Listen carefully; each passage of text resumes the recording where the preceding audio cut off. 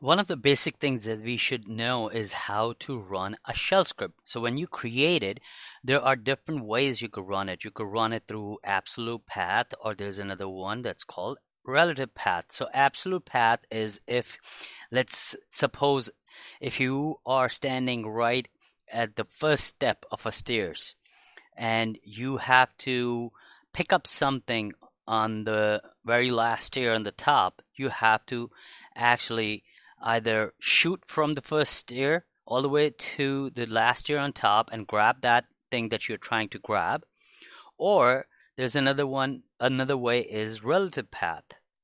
The relative path is that you actually walk up to the stair and then grab that thing that you wanted to grab. It's the same way absolute path and relative path works.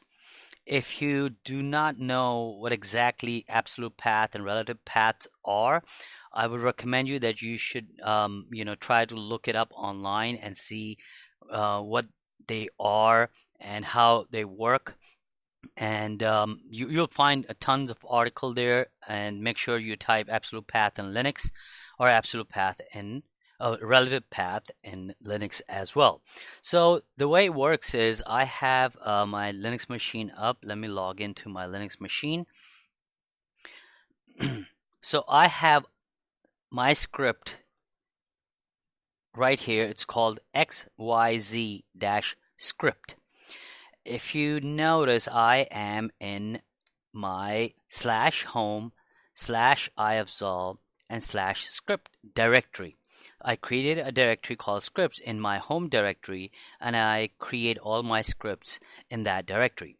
So if I am already in that directory, I could run that script. Or if I'm not in my directory, let's say if I just do cd, and which directory I'm in /root. So the script that I want to run, it's just a test script that I created earlier.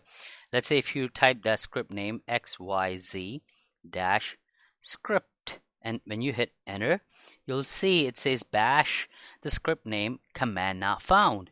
Why? Because the Linux operating system is trying to find that script in /root directory, and I do not have that script in /root directory. So I would have to specify the absolute path to run the script, and the absolute path would be just the same way as if you are standing at the bottom of the stairs and then you have to fetch something from the top of the stairs. Then you actually, through some kind of means or like a stick or something, then you could grab it. So the same way you could specify the entire path, which is /home, my user directory, scripts, and now the name of the script. Now when I run the script, I'll hit enter, and you will see it's just a script that is actually echo out or print hello world on the screen. How does this script created? I will cover that in later lectures, but just to focus, this is how you need to run a script using absolute path. Now, what if you are in a relative path, which is that you are already in home, ifzol, and scripts directory? See, you cd into that directory, you do pwd, and you'll see the path is the complete path now. Now the script name is, again, when you do ls-ltr, I have that script xyz script. Now when you run the script now, script, and hit enter, it still cannot find it. Why? Because when you are inside of a directory, you will always have to specify that you want to run the script within this same directory, and that is the relative path. And to do that, you have to specify dot slash and then the name of the script. You could hit tab, it will autocomplete. So now you hit enter and you'll see it ran. So keep that in mind. There are two ways you could run the script, one through absolute path and one through the relative path.